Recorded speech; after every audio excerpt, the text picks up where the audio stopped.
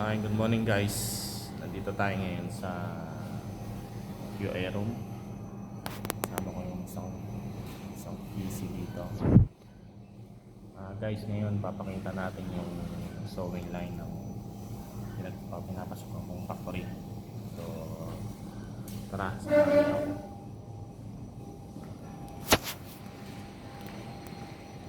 Labas tayo ng workshop. So, papakita ko sa inyo yung production sewing block. Nandito na nga ito ngayon, oh. Dito tayo sa production. Bali, meron nga pala ditong total 38 lines. So, lahat is pants product. Yan. Jeans, woven. So, ngayon nga dito tayo sa sewing floor.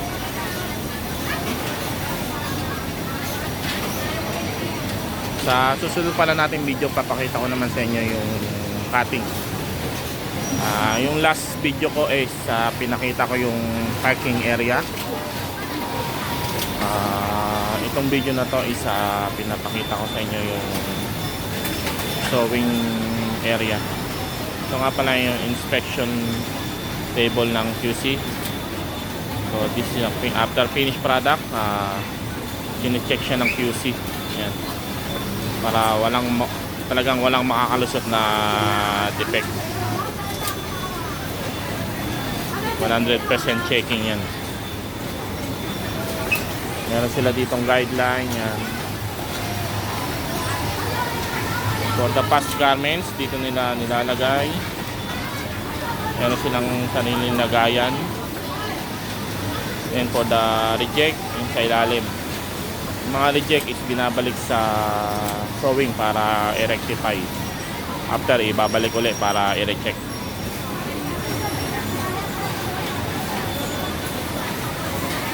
Maraming worker dito everyday. Ito yung other line.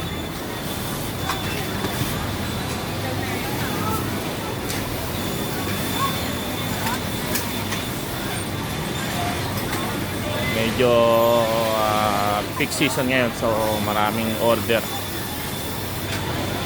Tara, punta tayo sa machine, mga critical, sa mga special machine, mga tulad ng attach packet,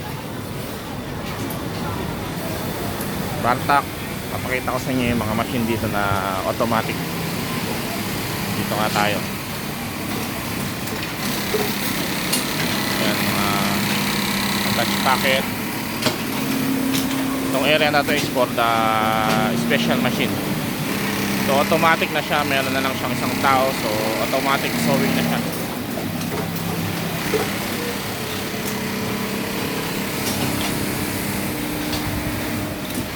Yan nga, automatic na siya. Nilalagyan nga pala ng plastic sa both corner ng back pocket kasi during washing mayroong tendency na mag-friction. So, ang purpose ng plastic na yan is to avoid the friction from the washing. So, kasi magkakalamat ang fabric. So, kailangan ng lagyan ng plastic both side of the corner for the back pocket.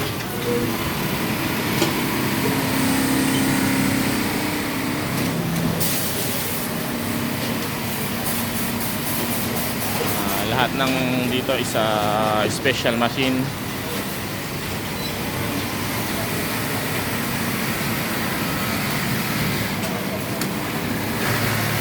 So ayun nga guys, dito na lang muna tayo. Susunod na video natin is papakita ko sa inyo naman yung cutting area. So sana panoorin nyo itong video na to, like, subscribe. Yun lang. Maraming salamat guys. Have a good day.